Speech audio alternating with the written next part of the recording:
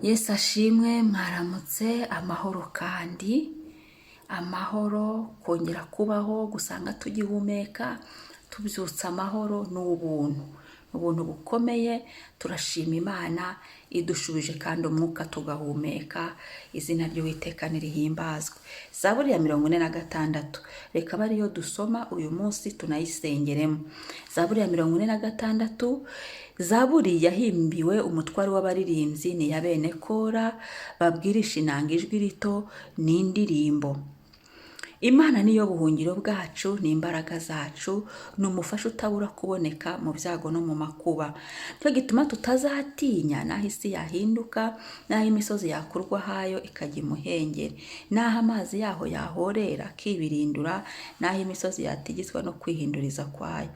Hariho uruzi, imigende yarwo ishimisha ururembo rw'Imana, nirwo hera hari amahema y'isumba byose. Imana iri hagati muri rwo, ntiruzanyeganyezwa, Imana izarutabara mu museke.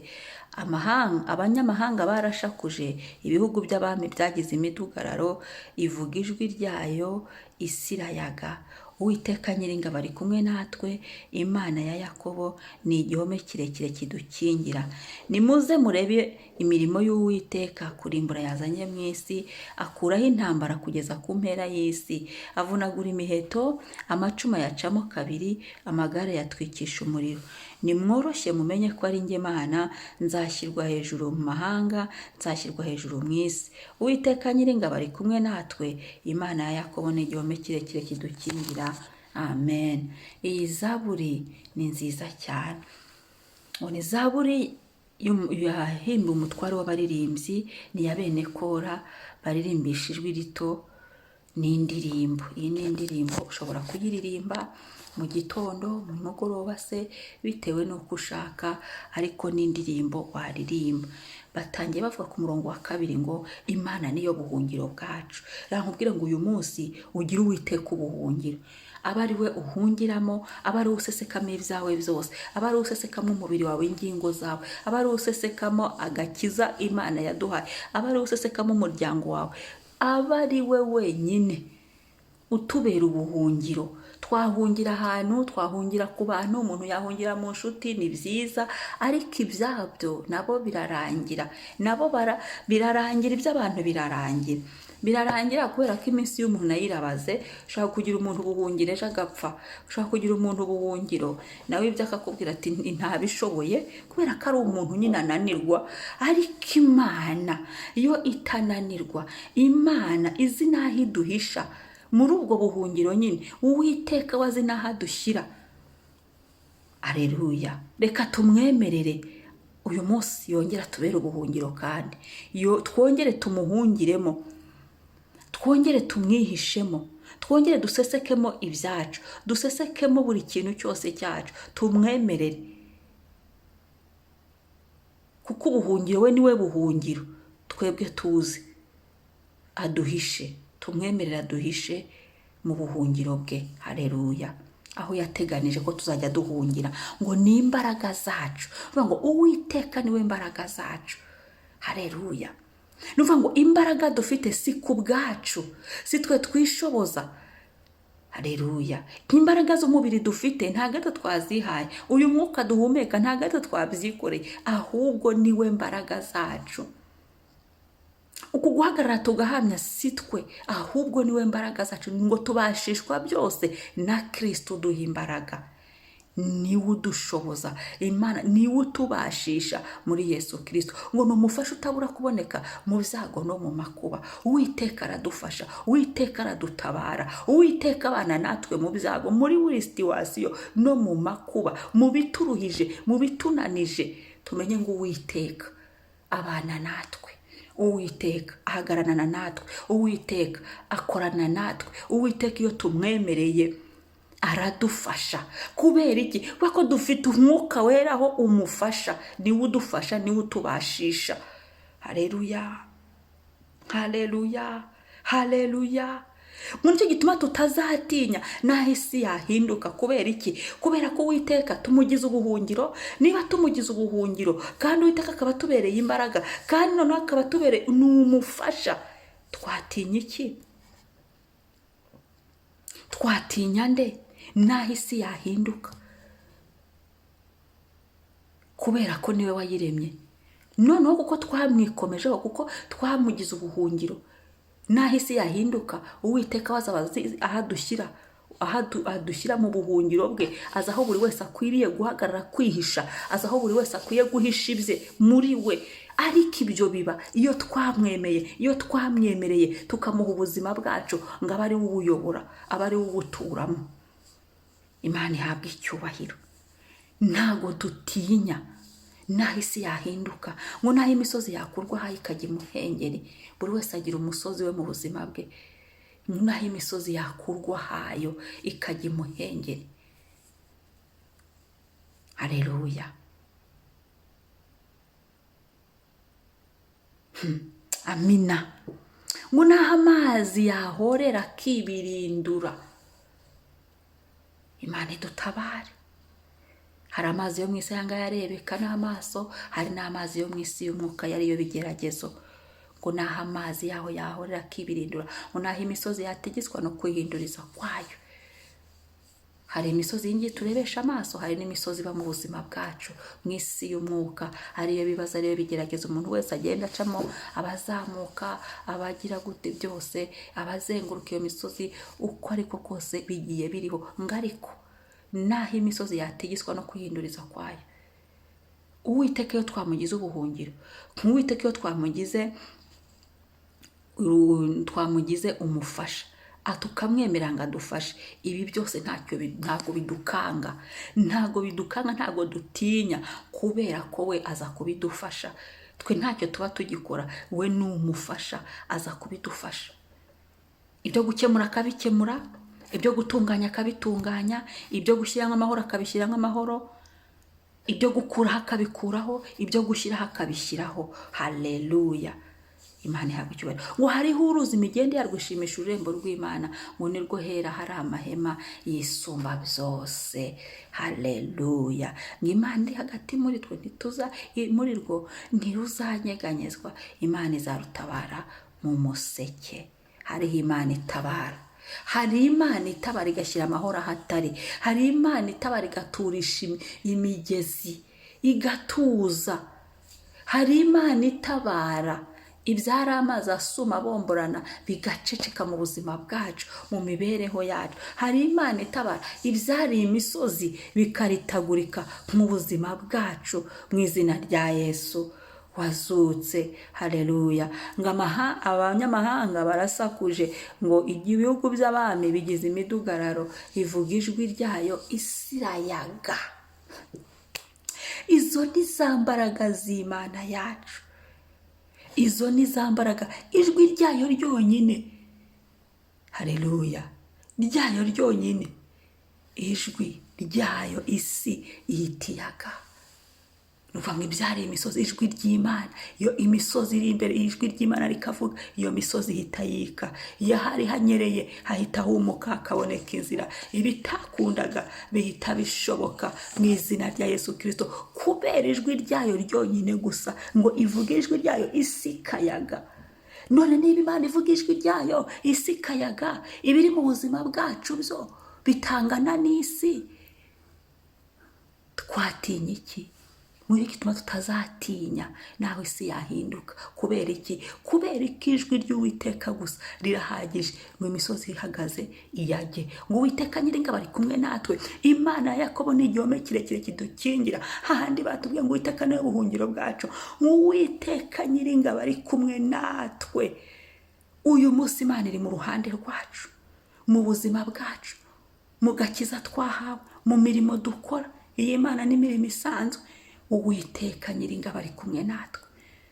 Dushimire Imana kiri kumwe natwe. Imana ni Yakobo ni igihome kirekire kidukingira, yatubereye ubuhungiro muri byinshi. N'uyu munsi aratubera ubuhungiro, n'uyu munsi aracyari kumwe natwe, ntagahinduka. Imana ishimwe. Ngo nimuze murebe imirimo y'Uwiteka, kurimbura yazanye mu isi. Imirimo y'Imana. Haleluya. Imirimo y'Uhoraho n'uyu munsi iracyari ya Mana ikora. iracyari ya mana isubiza, iracyari ya mana yitamurura, iracyari ya mana ihagarara ikanesha mu buzima bwacu, mu mibereho yacu. Nakunze cyane ku murongo wa 10 yavuze ngo akuraho intambara kugeza ku mpera y'isi, avunagura imiheto amacumu ayacamo kabiri, amagare ayatwikisha umuriro. Haleluya! Akuraho intambara. Imana yacu niyo idutabara, nta wundi wadutabara, nta handi twatabarirwa, nta handi twabonera ibisubizo bizima birambye birimo amahoro uretse mu Uwiteka honyine. Ngakuraho intambara kugeza ku mpera y'isi, avunagura imiheto amacumu ayacamo kabiri. Ni ukuvuga iki? Akuraho intambara. Imana niyo idukiza ibitugerageza, Imana niyo ituvana mu bigeragezo, Imana niyo idutabara mu byo ducamo, Imana niyo izi ikadutabara ikatujabura muri ibyo bintu, mu izina rya Yesu. Muri izo ntambara akatujaburamo, akatuvanamo, akadukiza mu kugeza ku mpera y'isi. Ntaho Uwiteka atagera, ntaho Uwiteka atavana umuntu, nta naho atanamugeza, ntaho Uwiteka atagirira umuntu neza, nta neza y'Imana nanone umuntu atabona. Nta habaho Uwiteka atagirira umuntu neza, habe mu mujyi, habe mu gihugu hose, ngo kugeza ku mpera y'isi. Ngavunagura imiheto amacumu. Ibitero byose Satani yakoresha n'abakozi be n'iki byose n'abantu byose bakoresha badutera, ngo Uwiteka araza akabivunagura. Bagiye bavuga buri bwoko ukuntu abigenza, ngo amacumu n'imiheto ayacamo kabiri. Uwiteka amacumu yose n'imiheto byari byarahagurutse mu buzima bwacu ubicemo kabiri. Amagare ayatwikisha umuriro.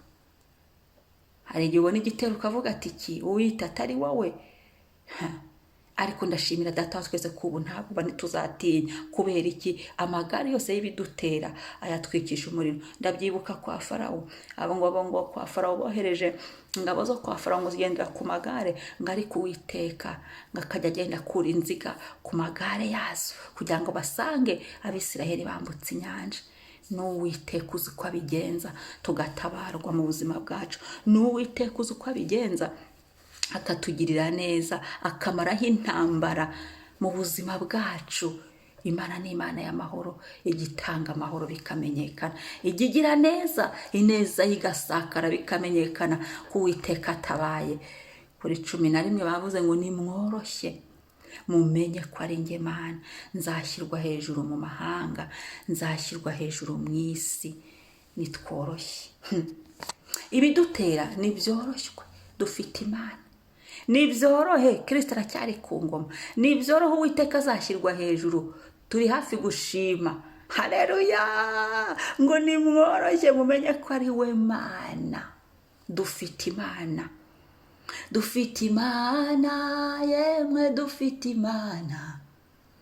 Abari kurira n'ukuri nimwihanagure. Dufite Imana, yemwe dufite Imana, n'ukuri abari kurira mwese nimwihanagure. Haleluya! Dufite Imana, kandi ibyo byose hamwe twari dupfiri harabyara ishimwe, hamwe twari tunaniriwe harimo ishimwe. Azashyirwa hejuru mu isi, ni handi tuzaza tugatanga ubuhamya tugashima Imana kuko Uwiteka Imana yacu itabaye. Haleluya! Turashimira Imana itabara, turashima ko Mana tugufite mu buzima bwacu, kandi ukaba uri umunyembaraga, ukaba uri umunyamaboko, ukaba uri umufasha udufasha mu buzima bwacu muri uru rugendo rw'agakiza. 12 bavuze ngo Uwiteka Nyiringabo ari kumwe natwe. Haleluya! Imana ya Yakobo igihome kirekire kidukingira. Batangira ngo Uwiteka niwe buhungiro bwacu, n'ubuhungiro bwacu kuko aradukingira mu byago no mu makuba, aradukingira mu biduteye ubwoba, aradukingira mu bitunanije, aradukingira mu bituruhije, aradukingira. Uwiteka Nyiringabo ari kumwe natwe. Imana ya Yakobo igihome kirekire kidukingira. Uyu munsi Uwiteka ari kumwe natwe, uyu munsi Uwiteka ari kumwe nawe. Tugendere muri ya silence, dukorere muri ya silence. Uwiteka ari kumwe natwe. Haleluya! Reka dushime Imana. Papa, ndagushimiye, uri kumwe natwe, kandi uri igihome kirekire kidukingira, uri ubuhungiro bwacu, uri imbaraga zacu. tuzatinya nde? Kuri umufasha. Haleluya, udufasha. Ndagushimiye mu byago no mu makuba, mu biduhagurukiye, mu biteye ubwoba, ibyo byose wowe uri ubuhungiro bwacu, uri imbaraga zacu. Muri bya bindi tutari kubonera inzira, wowe uri Imana. Ijambo ryawe rimwe gusa rituma imisozi yaga, ikayaga. Haleluya, ikayaga, maze tukabona aho dutambukira, tukabona aho tunyura. Niwe mbaraga zacu Mwami, watubereye imbaraga, niwe twikomezaho, niwe utubashisha, niwe uvugana natwe, niwe ugendana natwe. Uwiteka Nyiringabo, uri kumwe natwe uyu munsi. Yesu, utubereye ingabo idukingira, uradukingira uyu munsi. Aho turi bujye hose, ibyo turi bukore byose, ibyo turi buvuge, uradukingira iburyo n'ibumoso, imbere n'inyuma, uradukingira Mwami. Tuguhaye ubuzima bwacu, fate vora y'ubuzima bwacu, fate control y'ikintu cyose. Uwiteka Nyiringabo, uri kumwe nanjye, ndabyatuye uri kumwe nanjye, mu byo ndi gucamo byose uri kumwe nanjye, mu buzima bwanjye uri kumwe nanjye, mu mibereho yanjye uri kumwe nanjye, aho ndi hose uri kumwe nanjye. Mana, uri igihome cyanjye, ndabyatuye kuri igihome cyanjye. Nta kindi, nta handi mfite mpungira, ni muri wowe mpungishirije ibyanjye, ni muri wowe nkiza ibyanjye byose. Uyu munsi ni muri wowe mpaye ibyanjye, kugira ngo birindwe nawe, biyoborwe nawe, bitegekwe nawe. Mu bwihisho bwawe bwo muri wowe niho mbisize, niho nishyize, mu izina rya Yesu Kristo. Ndagushimiye Yesu kumbere y'ubuhungiro, ndagushimiye Yesu kumbere igihome kirekire kinkingira, ndagushimiye Yesu ko ijambo ryawe rimwe gusa rituma isi n'imisozi biyaga. Ndagushimiye Yesu ko ari wowe buhungiro bwanjye, uri imbaraga zanjye, kandi kumfasha muri byose. Haleluya, haleluya, haleluya, haleluya. Amen, amen. Imana ishimwe. Umunsi mwiza. Mwari kumwe na Mama Ebenezer. Shalom, shalom.